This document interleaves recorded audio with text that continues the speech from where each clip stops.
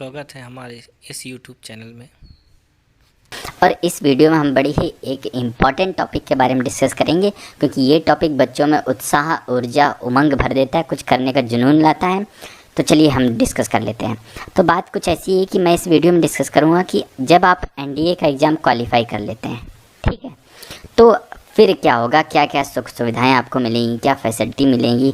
इससे क्या होता है, जब आपको पता लगता है कि भाई इतनी चीज़ें इसमें मिलने वाली, तो थोड़े से और जोश के साथ में आप जुट जाते हैं। आप अपने रिटन एग्ज़ाम, अपने एसएसबी वगैरह की तैयारी अच्छे ढंग से करते हैं। तो चलो शुरुआत करते हैं। ये जो मैं आपको दिखा रहा हूँ, ये मैंने एनडीए के नोटिफिकेशन से ही लिया है। तो अगर आप देखना चाहें तो नोटिफिकेशन देख के इन चीज़ों को भी देख सकते हैं, लेकिन चलो हम आपको थोड़ा सा एलिब्रेट कर देते हैं, ठीक है।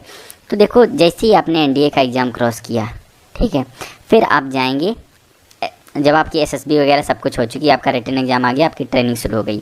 जब आपकी ट्रेनिंग शुरू हो गई, वैसे जाते आप जेंटलमैन कैडेट बनाए जाते हैं, और आपको स्टिपेंड का वो छात्रवृत्ति कह सकते हो इसे। तो आपको पर महीने की 56,100 रुपये आपको पर महीने की शुरू हो जाती।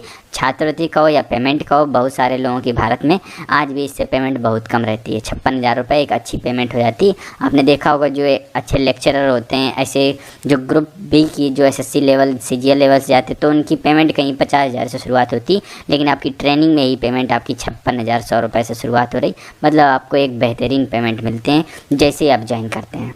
अब आगे देखो क्या क्या बेनिफिट उसके बारे में। जब आप ट्रेनिंग पास हो गए ऑन सक्सेसफुल कमीशनिंग, मतलब ट्रेनिंग आपकी पास हो गई, उसके बाद आप जो है ना फुल फ्लैश में आ चुके हैं, तो आपको जो है ना, जब आप लेफ्टिनेंट से मेजर के बीच में जाएंगे, क्योंकि सबसे पहले आप लेफ्टिनेंट बनाए जाते हैं, और लेफ्टिनेंट की जो आपकी सैलरी रहेगी 56,100 से 1,77,500 के बीच में रहेगी। कैप्टन लेवल की सैलरी रहेगी 63,300 से 1,93,000 तक, और मेजर की सैलरी रहेगी 69,000 से 2,07,200 तक, ठीक है। फिर इसके बाद लेफ्टिनेंट कर्नल टू मेजर की सैलरी आप देख सकते हो, एक अच्छी सैलरी इसमें बनी रहती है सबकी, ठीक है।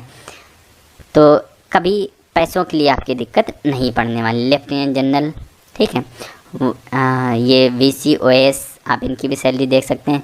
COS, ठीक है, ये जनरल लेवल की सबसे बड़ी रैंक्स होती हैं, तो इसमें करीब 2.5 लाख रुपए फिक्स सैलरी आपकी होती है, ठीक है।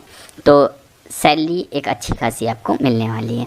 इसके साथ साथ और जो चीज़ें मिलती है, MSP to the officer, MSP मतलब मिलिट्री सर्विस पे जो आपको मिलेगा 15,500 रुपये, ये फिक्स सैलरी के अलावा ये चीज़ आपको मिलेगी, ठीक है। इसके बाद आपको एजुकेशन जो आपकी होती है ना, उसके आधार पर ग्रांट भी मिलता है। क्वालिफिकेशन जो आपकी होती है उसके आधार पर भी आपको थोड़ा सा पैसा मिलता है, ठीक है। तो इसके बाद फ्लाइंग अलाउंस आता है, तो फ्लाइंग अलाउंस भी आपको मिलता है।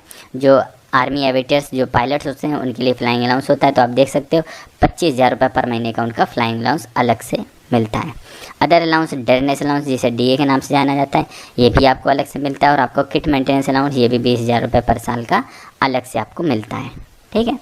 और साथ में देख लो, डिपेंडिंग अपॉन द रैंक आपको जो है ना, posted to field areas will be eligible for field area allowance आपको अलग से मिलता है। लेफ्टिनेंट एबो के लिए आपको फील्ड एरिया अलाउंस, जैसी जिस फील्ड में आप पोस्टेड किए गए उनके हिसाब से अलग अलग आपके अलाउंस हैं। 6,300, 10,500, 16,900 क्रमशः आपको अलाउंस मिलते हैं।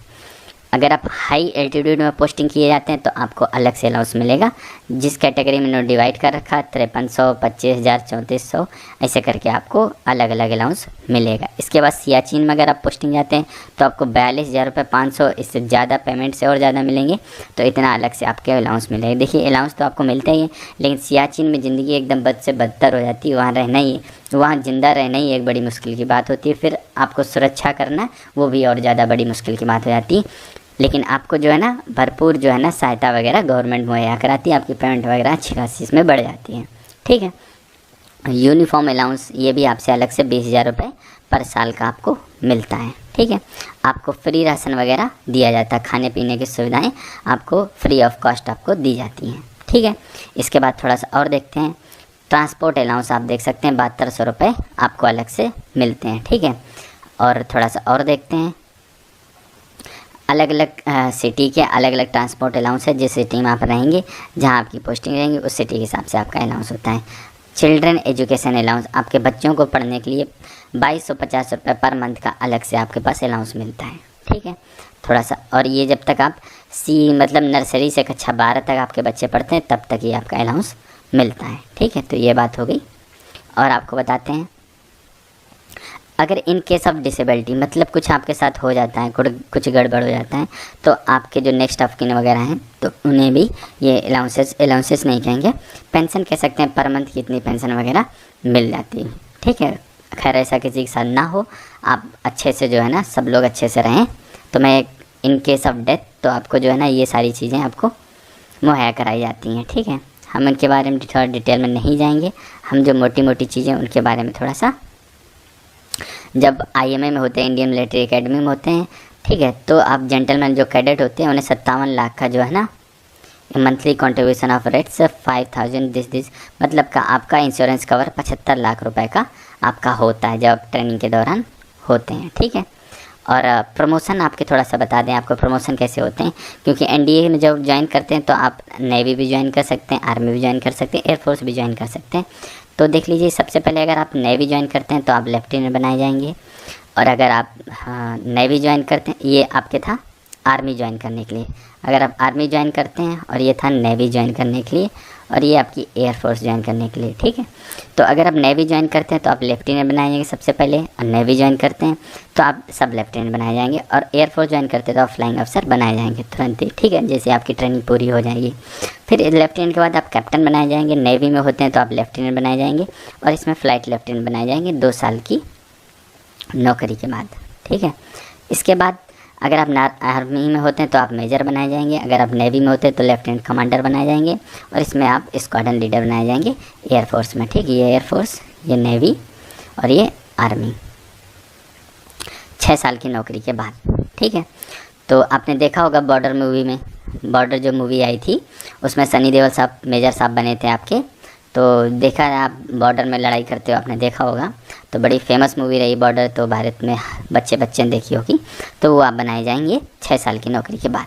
इसके बाद लेफ्टिनेंट कर्नल बनाए जाएंगे, नेवी में होते हैं, अगर आर्मी में होते हैं, सॉरी नेवी में होते हैं तो कमांडर बनाए जाएंगे, एयरफोर्स में होते हैं तो विंग कमांडर आप बनाए जाएंगे। ठीक है, तो आपने मूवी देखी होगी कमांडर की भी, एक कमांडर रुस्तम पावरी की मूवी आई थी, अभी जो नौसेना की एक मूवी आई थी, वो अक्षय कुमार स्टारर वो मूवी थी, तो उसमें जो है ना अक्षय कुमार यही थे, कमांडर बनाए गए थे। इसके बाद कर्नल ऑन सिलेक्शन, ठीक है, captain on selection, group captain on selection. ठीक है, इसके बाद थोड़ा सा और देखते हैं, आर्मी में होंगे फिर कर्नल बनाए जाएंगे। ठीक है, कर्नल के बाद ब्रिगेडियर बनेंगे, फिर मेजर जनरल बनेंगे, फिर लेफ्टिनेंट जनरल बनेंगे, फिर लास्ट में जनरल। ठीक है, सबसे बड़ी पोस्ट आपकी हो जाती है जनरल। और अगर आप नेवी में होते हैं फिर आप कैप्टन बनेंगे, कमोडोर बनेंगे, रियर एडमिरल, वाइस एडमिरल, फिर एडमिरल। अगर आप इसमें होते हैं ग्रुप कैप्टन बनेंगे। ठीक है, एयर कमोडोर बनेंगे, एयर वाइस मार्शल बनेंगे, एयर मार्शल बनेंगे, एयर चीफ मार्शल बनेंगे। तो सबसे जो बड़ी पोस्ट हो गई लास्ट वाली, तो ये अंत तक आप जो है ना एयर मार्शल एयरफोर्स में बन पाएंगे, एडमिरल आप नेवी में बन पाएंगे, और जनरल आप आर्मी बन। तो ये सबसे सर्वोच्च पोस्ट कही जाती हैं तीनों सेनाओं के अलग अलग मुखियाओं की। फिर इसके बाद आते हैं आपके राष्ट्रपति जी। राष्ट्रपति के पहले और आ जाते हैं रक्षा मंत्री वगैरह आते हैं, लेकिन सबका हेड होता है राष्ट्रपति, हमारा प्रेसिडेंट। ठीक है, रामनाथ कोविंद जी। तो इसके बाद अब देखते हैं रिटायरमेंट, जब आप रिटायर हो जाएंगे तो आपके बेनिफिट क्या होंगे, कि आपको पेंशन मिलेगी, ठीक, ग्रेजुटी आपको मिलेगी। ठीक है, आपको पेंशन वगैरह ये सारी चीज़ें जो नए बदलाव होते हैं उनके अनुसार आपको कैंटीन वगैरह फैसिलिटी आपने देखी होगी, फौजियों को कैंटीन फैसिलिटी मिलती है। लीव मतलब छुट्टी, आपको छुट्टी भी मिलेगी। ठीक है, तो इतनी सारी बेनिफिट्स आपको मिलेंगे अगर आप NDA क्वालिफाई कर लेते हैं, मतलब आपका रिटर्न एग्ज़ाम हो जाता है क्लियर। ठीक है, आपके SSB क्लियर हो जाता है और आपका मेडिकल एग्ज़ाम क्लियर हो जाता है। ठीक है, इन तीनों के क्वालिफाई होने के बाद आप NDA सक्सेसफुल पास आउट हो जाएंगे। फिर आपकी शुरू हो जाएगी ट्रेनिंग। जब आपकी ट्रेनिंग शुरू हो जाएगी तो उसके बाद का जो प्रोसेस है, जो आपको सुख सुविधाएँ मिलेगी, जो फैसिलिटी मिलेगी, वो आपको मैंने आपको बता दी। और इसके साथ जो बड़ी चीज़ है वो आपको मिलेगा कि भारत जैसे विशाल देश का सेवा करने का आपको मौका मिलेगा। ठीक है, जन सेवा करने का आपको एक मौका मिलेगा। ठीक है, तो अगर कुछ और जानना पूछना चाहते हैं तो आप कमेंट बॉक्स में निसंकोच होकर कमेंट कर सकते हैं। हम आपसे मिलते हैं अगली वीडियो में किसी नए टॉपिक के साथ में, किसी नई वैकेंसी के साथ में। तब तक के लिए वंदे मातरम।